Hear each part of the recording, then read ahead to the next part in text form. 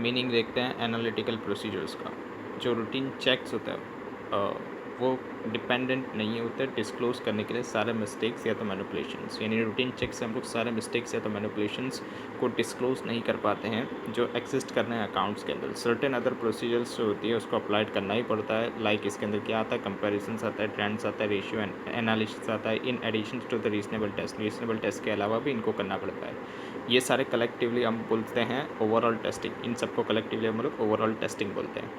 Passage of the test से analytical procedures जो है वो अक्वायर करता है ज़्यादा significant as a substantive audit procedure. मतलब पैसेज ऑफ द टेस्ट की वजह से जो एनालिटिकल प्रोसीजर्स था वो सिग्निफिकेंट हो गया है और उसको अब क्या बोलने लगे हम लोग, सब्सटेंटिव ऑडिट प्रोसीजर्स के तौर पर हम लोग उसको यूज़ करने लगे हैं।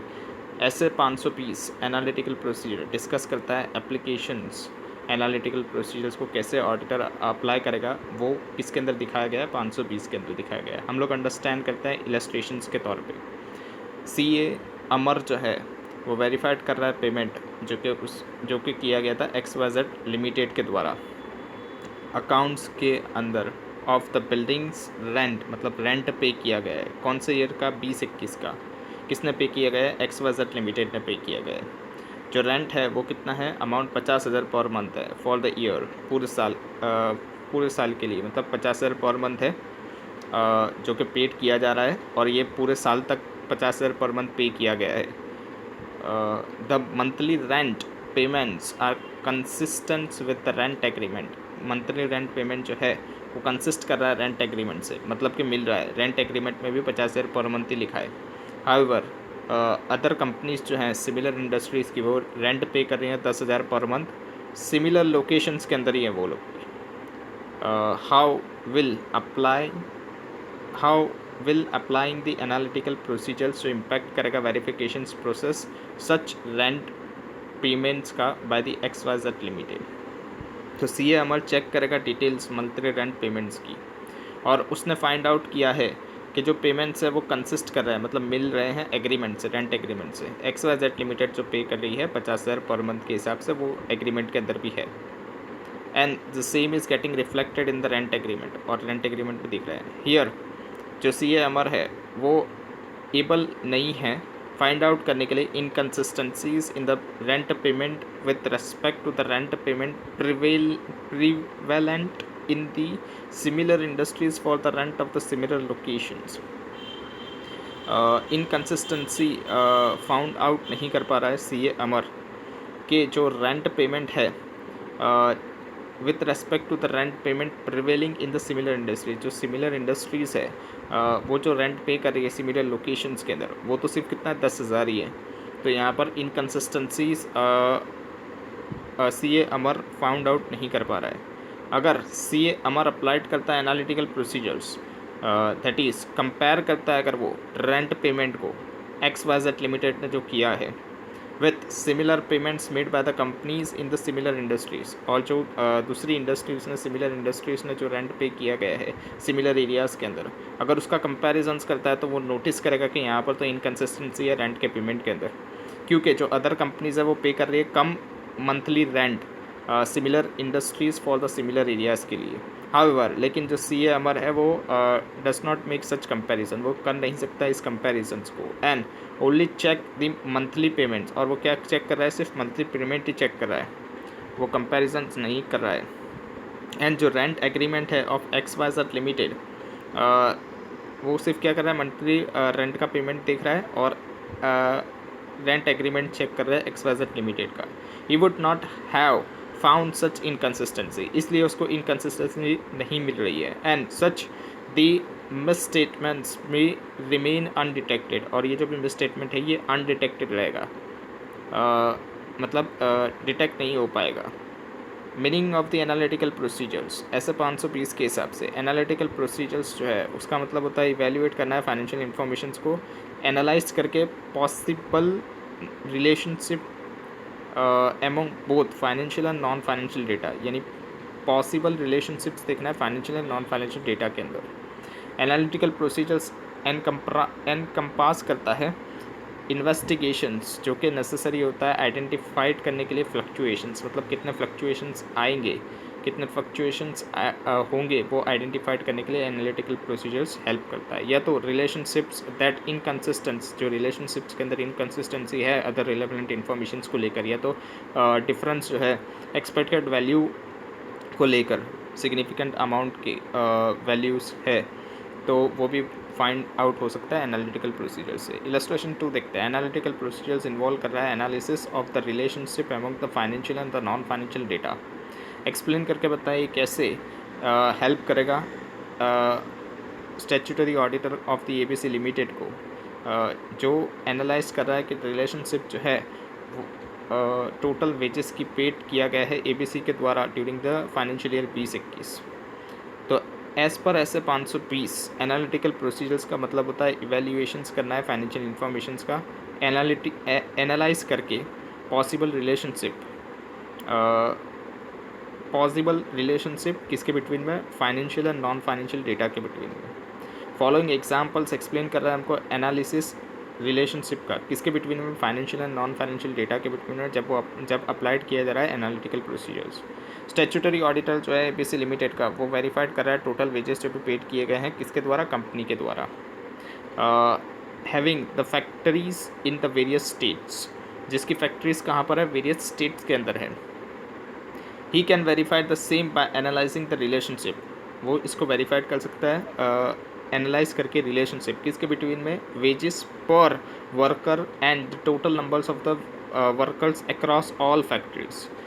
तो यहाँ पर अगर हम लोग दैट इज़ अगर हम लोग बोले तो टोटल वेजेस कैसे निकलेगा, तो वेजेस पर वर्कर को मल्टीप्लाई किया जाएगा total numbers of the workers से। यहाँ पर वेजेस पर वर्कर जो है वो क्या है, फाइनेंशियल डेटा है जो कि रुपीज़ के अंदर है, एंड जो total numbers of the workers है वो क्या है, नॉन फाइनेंशियल डेटा है जो कि नंबर्स के अंदर है। 10 जो स्टैट्यूटरी ऑडिटर है एबीसी लिमिटेड का, वो इवेल्युएट करेगा कि जो फाइनेंशियल इन्फॉर्मेशन है, मतलब कि जो टोटल वेजेस पेड किए गए हैं रुपीज़ के अंदर, उसको वो एनालाइज करेगा कि रिलेशनशिप क्या बैठ रही है दोनों के बिटवीन में, वेजेस पर वर्कर्स रुपीज़ के अंदर जो कि फाइनेंशियल डेटा है, एंड जो नंबर्स ऑफ द वर्कर्स है नॉन फाइनेंशियल डेटा है जो कि नंबर के अंदर है। एनालिटिकल प्रोसीजर्स के अंदर इंक्लूड किया जाता है considerations of the comparisons of the entities financial informations with as well as considerations of the relationship, यानी दो चीज़ें इसके अंदर इंक्लूड की जाती है एनालिटिकल प्रोसीजर्स के अंदर। कंसिडरेशंस देखा जाता है comparisons of the entities financial informations का, किसके साथ, कंसिडरेशंस ऑफ द रिलेशनशिप के साथ, मतलब यहाँ पे जो वेजेस फॉर वर्कर्स और the total numbers of the wages है उनकी बात की जा रही है। Examples of the analytical procedures, जहाँ पर considerations of the comparisons entities financial informations का देखा जाता है, उसके एग्जाम्पल्स क्या है, तो कंपेयर करना है इन्फॉर्मेशंस को प्रायर पीरियड के साथ, यानी प्रायर पीरियड के साथ कंपेयर करना है इन्फॉर्मेशंस को। प्रायर पीरियड मतलब पहले वाला पीरियड। एग्जाम्पल के तौर पे सीए पिक्चर्स है, जब वो वेरीफाइड कर रहा है ट्रैवलिंग एक्सपेंस पीआरटी लिमिटेड का, तो वो कंपेयर कर रहा है ट्रैवलिंग एक्सपेंस करंट ईयर के जो अमाउंट हो रही है कितनी है उसकी अमाउंट 2,50,000, किसके साथ कंपेयर कर रहा है, प्रीवियस ट्रैवलिंग एक्सपेंस के साथ पीटीआर लिमिटेड के जो कि अमाउंट कर रहे हैं 2 लाख रुपये। एंड वो इन्फोर करता है कि यहाँ पर इंक्रीज़ हो रहा है 25% का ट्रैवलिंग एक्सपेंस के अंदर जो कि इनकर्ड किया है कंपनी के द्वारा। सीए बिल्चेस जो है वो कंपेयर कर रहा है परसेंटेज इंक्रीज़ के अंदर कंपैरिजंस कर रहा है with the trend to earlier several years, मतलब पिछले जो भी ईयर्स थे उसकी ट्रेंड के हिसाब से वो देख रहा है कि अच्छा 25% इंक्रीज़ है, इसके पहले कितना इंक्रीज़ था, उसके पहले कितना इंक्रीज़ था, वो सब वो देख रहा है कि ट्रेंड के हिसाब से इंक्रीज़ हो रहा है। 10 जो सीए पिक्चर्स है वो कंपेयर कर रहा है information prior period of the PTR limited की while applying the analytical procedure. यहाँ पर वो एनालिटिकल प्रोसीजर अप्लाई करके प्रायर पीरियड के ट्रैवलिंग एक्सपेंस चेक कर रहा है with respect to the expense incurred by the company.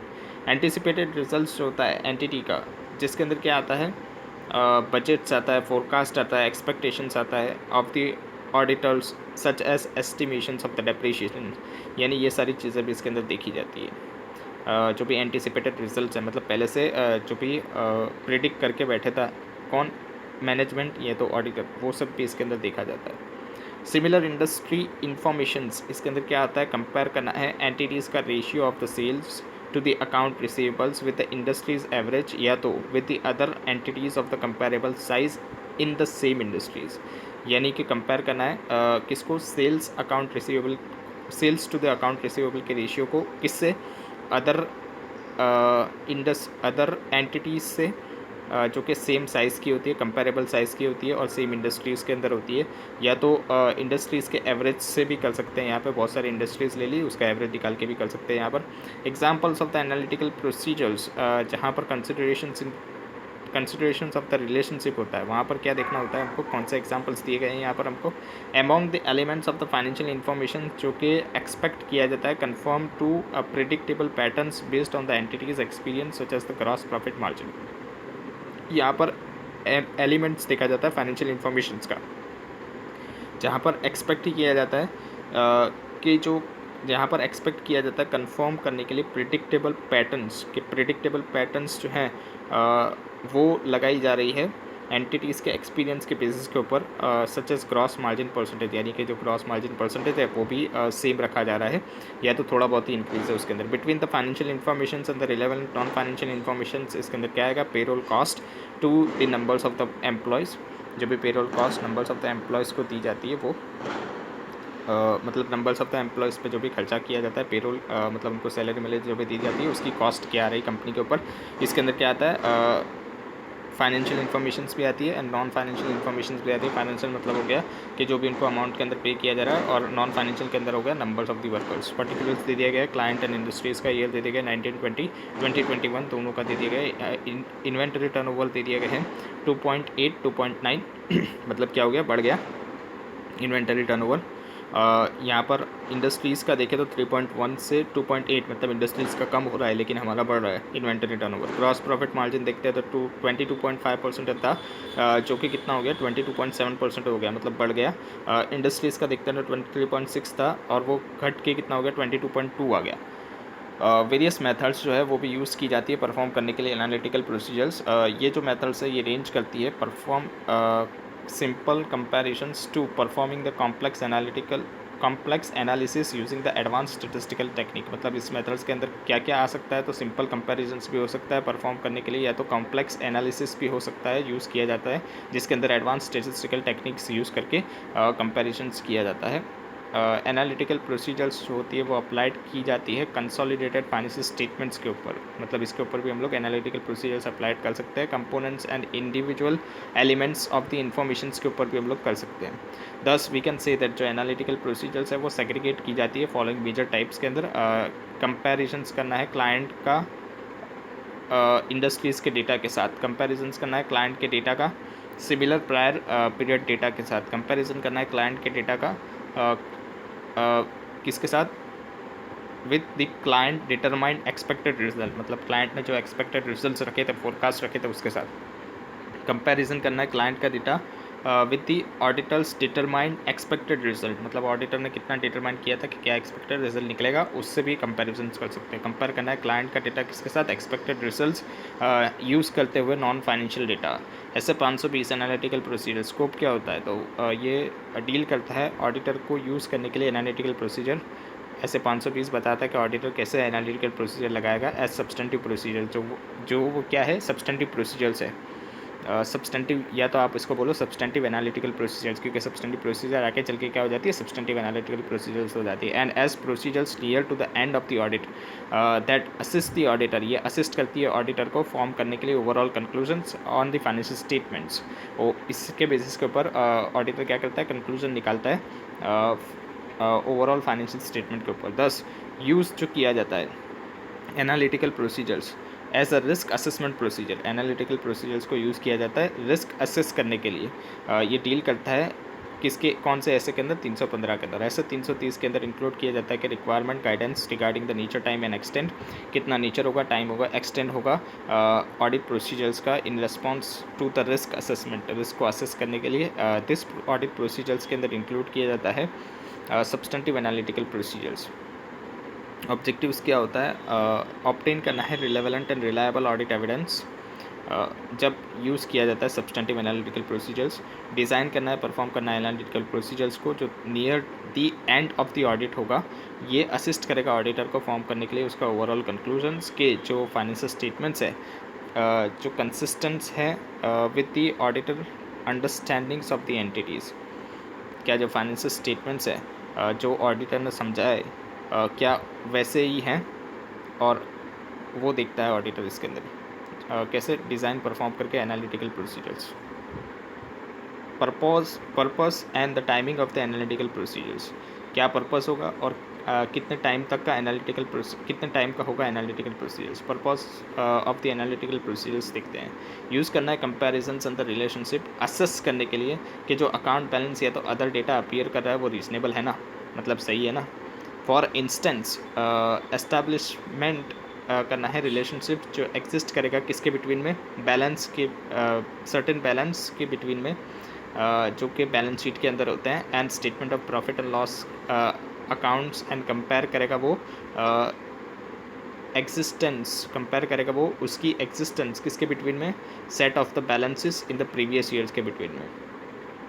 यानी यहाँ पर क्या देखा जाता है, रिलेशनशिप देखा जाता है जो कि एग्जिस्ट कर रहा है किसके बिटवीन में, बैलेंसेस जो कि बैलेंस शीट के अंदर हैं एंड जो प्रॉफिट एंड लॉस अकाउंट के अंदर है, मतलब प्रॉफिट एंड लॉस अकाउंट का बैलेंस और बैलेंस शीट का बैलेंस, वो दोनों का कंपैरिजन होता है। मतलब यहाँ पर जो रिजर्व्स के अंदर लेके जाया जा रहा है उसको भी चेक किया जा रहा है कि जो प्रॉफिट एंड लॉस अकाउंट का properly profit and loss account के अंदर बैलेंस शीट के अंदर दिख रहा है ना, जो रिजल्ट है प्रॉफिट एंड लॉस अकाउंट का, एंड जो एग्जिस्टिंग बैलेंस है सेट बैलेंसेस प्रीवियस ईयर के अंदर, मतलब बैलेंस शीट के अंदर जो भी बैलेंस शीट है उसको भी प्रीवियस ईयर के साथ कंपैरिजन किया जाता है।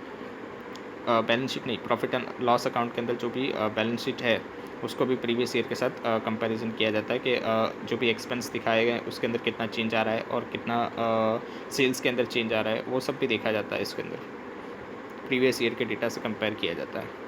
रिकन्सिलेशंस जो होता है फिजिकल बैलेंस का ऑफ द एसेट्स, मतलब रिकन्सिलेशंस भी बनाया जाता है एसेट्स का, फिजिकल बैलेंस का, विथ रिलेवेंस फाइनेंशियल रिकॉर्ड को लेकर ऑब्टेन करना होता है। इसके अंदर अकाउंट्स फ्रॉम द बैंकर्स के पास से अकाउंट्स लिए जाते हैं, account receivables, accounts payables and reconciliations भी बनाना होता है। Relevant balance of the books of accounts का कंफर्म करना होता है, अमाउंट जो भी आउटस्टैंडिंग है इनकम एंड एक्सपेंस के अंदर बाय कैसे प्रिपेयर करते हुए रिकन्सिलेशन स्टेटमेंट्स, ये हेल्प करेगा डिटेक्ट करने के लिए कि कोई अनयूजुअल स्टेट ऑफ अफेयर्स तो नहीं है ना, मिस्टेक्स तो नहीं है ना अकाउंट्स के अंदर। एग्जांपल के तौर पे XYZ limited after applying the analytical procedures comparisons कर रही है ग्रॉस प्रॉफिट रेशियो का प्रीवियस ईयर के साथ, वो डिस्कवर करती है कि यहाँ पर फॉल हो रहा है रेशियो का, ग्रॉस प्रॉफिट रेशियो कम हो रहा है, गिर रहा है, देयरफॉर इट बिकम नेसेसरी, इसलिए ये ज़रूरी होता है ऑडिटर के लिए कि वो फर्दर इंक्वायरीज करे कि ये क्यों गिर रहा है। इट में भी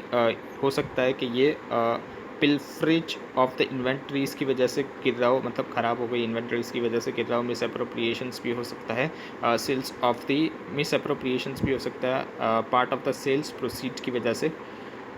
पिल्फरेट मतलब चोरी मोरी हो जाना इन्वेंट्रीज़ का, उसकी वजह से भी हो सकता है, या तो कुछ भी डैमेज मैमेज हो जाना इन्वेंट्रीज़ के अंदर उसकी वजह से हो सकता है, तो मिस अप्रोप्रिएशंस जो होता है part of the sales proceeding, मतलब सेल्स के अंदर भी कोई मिस अप्रोप्रिएशंस हो रहा है तो उसकी वजह से भी ग्रॉस प्रॉफिट गिर सकता है। A change in the cost of the sales, cost of the sales के अंदर भी चेंज हो गया उसकी वजह से भी हो सकता है, without corresponding increase in the sales price, cost के अंदर तो बढ़ गया लेकिन उसकी इफेक्ट जो सेल्स प्राइस के अंदर करनी चाहिए तो वो नहीं की, तो उस वजह से भी जीपी क्या हो सकता है, गिर सकता है। On verification of the balance of the sundry account receivable, जब वेरीफाइड किया जा रहा था बैलेंस किसका, सन्ड्री अकाउंट रिसीवेबल्स का, मतलब डिटेल्स का ऑब्टेन किया जाता है, कन्फर्मेशंस लिया जाता है स्टेटमेंट्स ऑफ द अकाउंट्स का, जो अकाउंट्स हैं वो सही है ना, उसका क्या होता है एक्सटर्नल कन्फर्मेशन लिया जाता है। It will be possibles for the auditor to find out whether कोई भी डिस्क्रिपेंसी होती है वो उसको पता चल जाती है balance of the accounts of the trade receivables के अंदर due to the failures to debit his account, मतलब कि कोई भी अकाउंट को डेबिट करना रह जाता है तो वो भी उसके अंदर से निकल जाता है, with the cost of the goods supplied to him,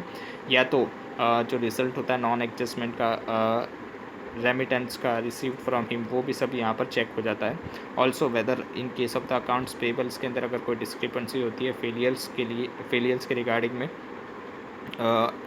जो जहाँ पर क्रेडिट वन या तो more consignment of the good supplied by him, या एक या तो एक से ज़्यादा का गुड सप्लाइड किया गया है लेकिन यहाँ पर क्रेडिट करना रह गया है, वैसा कुछ होता है, या तो फेलियर होता है डेबिट करना उसके अकाउंट्स का रेमिटेंस के लिए, तो वो सब भी चीज़ें यहाँ पर दिख जाती है जब एनालिटिकल प्रोसीजर्स लगा देते हैं। तो इन case of the inventories of the raw material, inventories जो होती है रॉ मटेरियल्स की द स्टोर्स की at the end of the years, अगर कोई एक्सेस या तो शॉर्टेज होता है वो भी डिटेक्ट हो जाती है। इन्वेस्टिगेशंस जो होती है जो डिस्क्लोज़ करती है शॉर्टेज को, जिसका result misappropriation of the inventory हो सकता है या तो एक्सेस हो सकता है due to the requisitions having been entered before the inventories were issued, मतलब इन्वेंटरीज़ का शॉर्टेज मतलब कम हो जाना या इन्वेंटरीज़ का आना, वो भी सब आ जाता है इसके अंदर। या तो रिक्विजिशंस हो गया है लेकिन एंटर नहीं किया गया है इन्वेंटरीज़ को, वो एंट्रीज नहीं की गई है इन्वेंटरीज़ की, वैसा भी कुछ होता है तो यहाँ पर डिटेक्ट हो जाता है। इन्वेंटरीज़ तो फिजिकली आ जाती है लेकिन एंट्रीज करना रह जाता है तो वो भी सब यहाँ पर डिटेक्ट हो जाता है। By reconciling the amount of the interest and the dividend, amount of the interest and dividend का रिकन्सिलेशंस भी किया जाता है ताकि जो अमाउंट है जो अक्रूड है, ड्यू है एंड जो आउटस्टैंडिंग पेमेंट्स है उसके अंदर कोई भी मिस्टेक होगी तो वो भी फाइंड आउट हो जाएगी। अगर कोई भी एडजस्टमेंट करना होगा इनकम के अंदर तो वो भी डिटेक्ट हो जाएगी। Overall test can be extended for making the inter form and the intra form comparisons. यहाँ पर क्या होगा, हम टेस्ट को एक्सटेंड कर सकते हैं कहाँ तक का, ऐसा नहीं कि सिर्फ इंटर फॉर्म के अंदर ही करेंगे, मतलब सिर्फ फॉर्म के अंदर ही कंपैरिजन करते रहेंगे। हम चाहे तो बाहर का भी कंपैरिजन कर सकते हैं इंट्रा फॉर्म, मतलब इंडस्ट्रीज़ के साथ भी हम लोग कंपेयर कर सकते हैं of the trading result. Example के तौर पर अगर बैलेंस इंक्लूड किया जाता है statement of the profit and loss accounts of the entities, उसको कंपेयर किया जा सकता है कंटेन जो statement of the accounts of the profit and loss same period का होता है उसके साथ, लेकिन अनदर एंटिटी का, मतलब दूसरी एंटिटीज़ का स्टेटमेंट ऑफ अकाउंट के अंदर जो भी profit statement of the accounts statement of the profit and loss जो भी है उसके साथ हमारा statement of the profit and loss का बैलेंस देखा जाता है। मतलब क्या होता है, हमारा जो statement of profit and loss है उसको किससे कंपेयर किया जा सकता है, जो भी statement of the profit and loss है सेम पीरियड का, मतलब उसी साल का, किसका किसके लिए, अनदर एंटिटीज़ का, जो अनदर एंटिटीज़ का है उसके साथ कंपेयर किया जा सकता है। जब सेम ट्रेडिंग कर रही होगी अगर वो एंटिटीज़ एंड सेम वर्किंग होगा उसका, सिमिलर सर्कमस्टेंसेस होंगे, तो ये पॉसिबल है कि हम लोग फाइंड आउट कर सकते हैं कोई भी अगर वेरिएशंस निकलता है तो रेट ऑफ द प्रॉफिट के अंदर जो एग्जिस्ट करेगा, प्रॉफिटेबिलिटी के अंदर अगर कोई वेरिएशन निकलता है तो वो हम लोग फाइंड आउट कर पाएंगे अगर हम लोग कंपेरिजन्स करें कैसा अगर हम लोग कंपेरिजन्स करें कैसा जो भी एंटिटीज़ जो है जो जिसका statement of profit and loss account हमारे जैसा होता है उस पीरियड का, तो उसका हम लोग कंपेरिजन्स करके अगर कोई वेरिएबिलिटी होती है तो वो निकाल सकते हैं। सिमिलरली इट वुड ऑल्सो भी पॉसिबल, यहाँ पर पॉसिबल है कि कंपेयर करना है बैलेंस को statement of profit and loss accounts का जो कि प्रीवियस पीरियड का है, मतलब हम लोग कंपैरिजन किसका करेंगे, हमारे अंदर ही मतलब हमारे फर्म के अंदर ही जो हमारा प्रीवियस ईयर का प्रॉफिट एंड लॉस अकाउंट है उससे कंपेयर करेंगे बैलेंसेस को। इट वुड बी पॉसिबल, ये पॉसिबल है कि हम लोग फाउंड आउट कर सकते हैं रीजंस कि क्यों इंक्रीज़ हो रहा है, क्यों डिक्रीज़ हो रहा है प्रॉफिट या तो लॉस के अंदर उस ईयर का। बाय सेटिंग करना है, क्या सेट करना है, सर्टेन एक्सपेंस रेशियोज़ को, यानी एक्सपेंस रेशियोज़ भी हम लोग निकाल सकते हैं on the basis of the balances, balance के बेसिस के ऊपर जिसके जो इंक्लूड होते हैं statement of the profit and loss account for the year के लिए जो ऑडिट के अंदर है। कंपेयर करना है इसको किससे, सेम रेशियोज़ जो कि प्रीवियस ईयर के हैं उससे। ये इससे हमको क्या पता चलेगी कि कितना एक्सटेंट तक इंक्रीज़ है तो डिक्रीज़ है various items of the expense के अंदर in relation to the sales हो सकता है या तो ट्रेडिंग प्रॉफिट हो सकता है, वो सब हमको पता चलेगी। अगर कोई डिफरेंसेस फाउंड आउट होता है जो कि मटेरियल है तो ऑडिटर क्या करता है, एसर्टेन करता है, रीजंस पूछता है कि क्यों ये इंक्रीज़ हुआ और क्यों ये डिक्रीज़ हुआ। देयरफॉर असेस किया जाता है whether the account has been manipulated, ये भी देखा जाता है कि क्या अकाउंट तो मैनिपुलेटेड नहीं किया गया है ना, ताकि इन्फ्लेट कर पाए या तो सप्रेस कर पाए प्रॉफिट को। एबनॉर्मल फॉल अगर होता है कॉस्ट ऑफ दी मैन्युफैक्चरिंग के अंदर, यानी कि 100 रुपये का माल बन रहा था, 100 रुपये की कॉस्ट पड़ रही थी उसकी और अभी डायरेक्ट 20 रुपीज़ ही हो गई, तो वैसा कुछ तो नहीं है ना। या तो एडमिनिस्ट्रेटिव कॉस्ट में तो ऐसा नहीं है ना कि पहले 100 रुपये लग रही थी अब 20 रुपये ही हो गई, तो ये क्या हो गया, एबनॉर्मल फॉल हो गया, मतलब कम हो गया, एबनॉर्मल फॉल हो गया। तो वैसा भी चीज़ें देखी जाती है।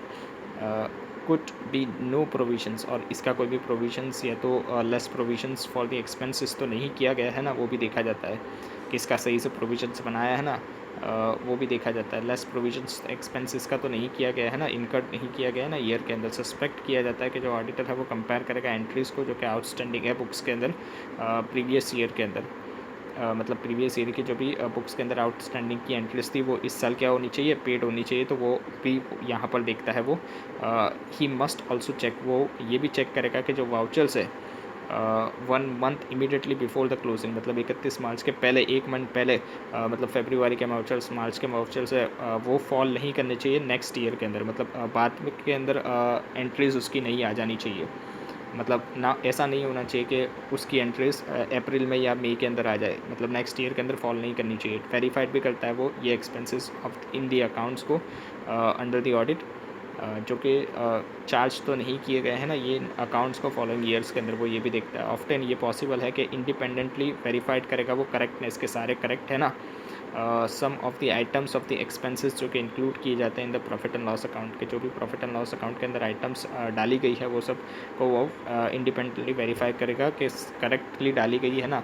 फॉर इंस्टेंस जो cost of the importing goods होते हैं जो सब्जेक्ट करते हैं एड वैलोरम ड्यूटी, मतलब जिसके अंदर एड वैलोरम ड्यूटी लगती है इंपोर्ट के अंदर यूनिफॉर्म रेट के ऊपर, वो भी वो वेरीफाइड करता है कि सही से उसकी भी एंट्रीज की गई है ना। From the amount of the duties paid, जो भी amount of the duties paid की गई है ना। सिमिलरली जो कॉटन, सिमिलरली जो क्वांटिटीज़ होती है शुगर की, जो कि सोल्ड की जाती है बाय द शुगर मिल, उसको भी वो वेरीफाइड करता है कि उसको भी इंडिपेंडेंट किया गया है ना from the amount of the GST paid. मतलब एंट्रीज कैसे होती है, जीएसटी होता है वो अलग जगह पर जाता है लाइबिलिटीज़ के अंदर, ड्यूटीज़ एंड टैक्सेस के अंदर, और जो दूसरी चीज़ें होती है जो सेल्स होती है वो कहाँ पर रिकॉर्ड होती है, तो statement of profit and loss के अंदर क्रेडिट साइड के अंदर रिकॉर्ड होती है। तो ये पूरा प्रॉपरली किया गया है ना। ऐसा तो नहीं किया गया ना कि जीएसटी के अमाउंट जो है वो उसको भी सेल्स के अंदर ना किया गया हो।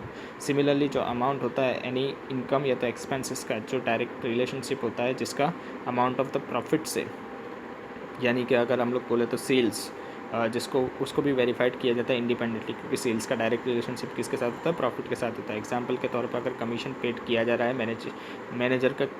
मैनेजर का, तो उसको कैलकुलेट किया जाता है नेट प्रॉफिट के बेसिस पे। नेट प्रॉफिट के बेसिस पे मैनेजर का कमीशन दिया जाता है।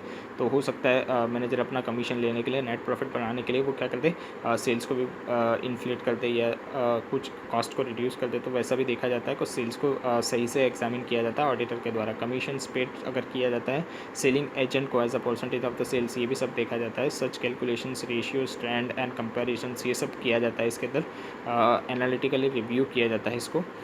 इट इज़ इम्पॉर्टेंस, यहाँ पर बहुत ही इंपॉर्टेंट हम नोट करना का कि जो एनालिटिकल प्रोसीजर्स है वो हेल्प करता है आइडेंटिफाइड करने के लिए एग्जिस्टेंस के अनयूजुअल ट्रांजेक्शंस, या तो कोई इवेंट्स, या तो अमाउंट्स, या तो रेशियो, या तो ट्रेंड, जो इंडिकेट करेगी मेटल्स जहाँ पर auditor implications, matters that have the audit implications, यानी कि ऑडिटर आइडेंटिफाइड करता है एनालिटिकल प्रोसीजर लगा के कोई अनयूजुअल ट्रांजेक्शन्स तो नहीं है ना, इवेंट्स तो नहीं है ना, कोई ऐसी अमाउंट, कोई रेशियो, ट्रेंड ऐसा तो नहीं है ना जो ऑडिट को इम्प्लीकेशंस करेगा, मतलब ऑडिट के ऊपर बाधाएं डालेगा। ऑडिटर अपना ओपिनियन फ्रेम नहीं कर पाएगा, उसको ऐसा लगेगा। तो अनयूजुअल या तो अनएक्सपेक्टेड रिलेशनशिप होंगे अगर, वो भी ऑडिटर आइडेंटिफाइड करता है, असिस्ट करता है। कैसे वो ऑडिटर आइडेंटिफाइड करता है, risk of the material misstatement, यानी auditor risk of the material misstatements को असेस करके ये जो भी अनएक्सपेक्टेड रिलेशनशिप है उसको आइडेंटिफाइड करता है। स्पेशली जहाँ पर risk of the material misstatement due to fraud होता है, उसको यहाँ पर उसको सही से देखना पड़ता है एनालिटिकल प्रोसीजर लगा के। Timing of the analytical procedures क्या होती है, required in the plan phase, ये प्लान फेज के अंदर होती है। Often done during the testing phase, और टेस्टिंग फेज़ के अंदर भी ये हो सकती है, यानी दोनों फेज़ के अंदर ये लगती है। जो ऑडिटर है वो यूज़ करता है एनालिटिकल प्रोसीजर सारे स्टेज के ऊपर, लेकिन जो एनालिटिकल प्रोसीजर्स है उसको रिक्वायर्ड होता है, मतलब एनालिटिकल प्रोसीजर्स ऑडिटर कब लगाता है, प्लानिंग फेज़ के अंदर भी लगा सकता है, एंड टेस्टिंग फेज़ के अंदर भी वो लगाता है। Analytical procedures in the planning audit, जब वो ऑडिट का प्लानिंग कर रहा होता है तब वो एनालिटिकल प्रोसीजर लगाता है। तो प्लानिंग के स्टेज के अंदर एनालिटिकल प्रोसीजर जो है वो असिस्ट करती है, मतलब ऑडिटर को बताती है, क्या बताती है, अंडरस्टैंड करने के लिए क्लाइंट का बिज़नेस, कि क्लाइंट का बिज़नेस कैसा है, वो असिस्ट कर पाता है, आइडेंटिफाइड कर पाता है कि कौन से पोटेंशियल रिस्क होंगे, यानी क्या क्या रिस्क होंगे क्लाइंट के बिज़नेस के अंदर। ये इंडिकेट कैसे किया जाता है, एस्पेक्ट से, डेवलपमेंट से, एंटिटीज़ का बिज़नेस, के एंटिटीज़ का बिज़नेस कैसे डेवलप हो रहा है वो देख के पता चलती है। Previous which was previously unaware, जो कि उसको पहले अनअवेयर था, मतलब वो जान नहीं रहा था, जब एनालिटिकल प्रोसीजर नहीं लगाई थी तब उसको पता नहीं चल रहा था कि ऐसा क्लाइंट का बिज़नेस कैसा है और क्या पोटेंशियल रिस्क हो सकते हैं और क्लाइंट का बिज़नेस कैसे डेवलप हो रहा है। इन्फॉर्मेशंस विल असिस्ट, ये इन्फॉर्मेशंस ऑडिटर को असिस्ट करती है डिटरमाइन करने के लिए कि कितना उसको नीचे टाइमिंग एंड एक्सटेंट लगाना पड़ेगा अदर ऑडिट प्रोसीजर्स के लिए। जो ऑडिट प्रोसीजर्स है वो प्लान की जाती है जहाँ पर ऑडिटर यूज़ करता है दोनों financial data and non financial informations को। इसके अंदर क्या आता है, तो नंबर्स ऑफ द एम्प्लॉयज़ आता है, square feet of the selling space आता है, वॉल्यूम ऑफ द गुड्स जो कि प्रोड्यूस्ड किए गए हैं, and similar other informations, and similar informations भी आती है। एग्जांपल के तौर पर एनालिटिकल प्रोसीजर जो होती है वो हेल्प करता है ऑडिटर को प्लानिंग के स्टेज के अंदर जब वो डिटरमाइन कर रहा होता है NTE ऑडिट प्रोसीजर्स लगाने के लिए जो यूज़ की जाती है ऑब्टेन करने के लिए ऑडिट एविडेंस, जो स्पेसिफिक अकाउंट बैलेंस के लिए होती है या तो क्लास ऑफ द ट्रांजेक्शन्स के लिए होती है।